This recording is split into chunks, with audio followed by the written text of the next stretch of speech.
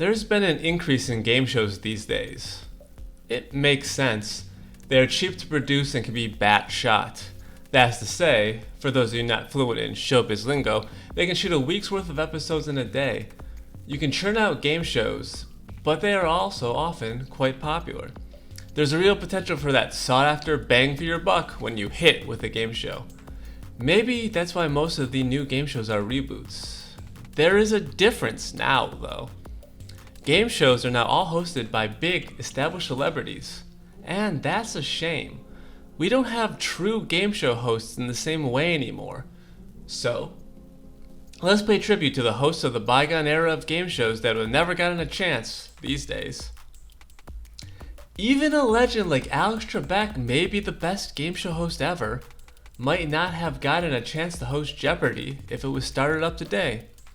Don't be surprised if the next host of that show is a celebrity. Pat Sajak has also been grandfathered in, but he's also not really one of the best hosts. Instead, let's shout out a legend like Gene Rayburn.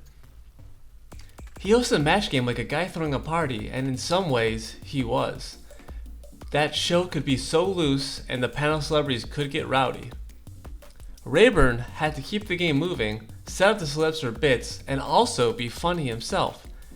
He nailed it most of the time. One of the original standout panelists on Match Game was Richard Dawson, and he was so successful on that show he was given his own game show, Family Feud. Steve Harvey gets a lot of love for his hosting of that show, but he's too hammy and scenery chewing. Family Feud has gone down the tubes. Yes, some quibble with Dawson's penchant for kissing every female contestant. That, admittedly, is a relic of a bygone era. He maintained a sense of decorum, though, and would drop his dry wit here and there. Dawson knew how to do game shows right. There are so many names we could mention. Jim Perry, a Canadian like Trebek, showed his chops on Card Sharks and Sale of the Century. Bert Convey made Tattletales work and wiped the floor with Alan Ludden, an overrated game show host, when he took over Super Password. It's strange to think today Dick Clark may not have gotten a shot in a pyramid, or that Bob Barker, the Bob Barker, wouldn't have been chosen to host The Price is Right.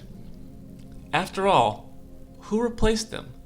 The already famous Drew Carey. You used to be able to get famous and have a successful career as a game show host. Now, to become a game show host, you have to already be famous and have a successful career.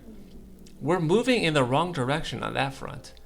We're missing out on the next Rayburn, Barker, or even Trebek.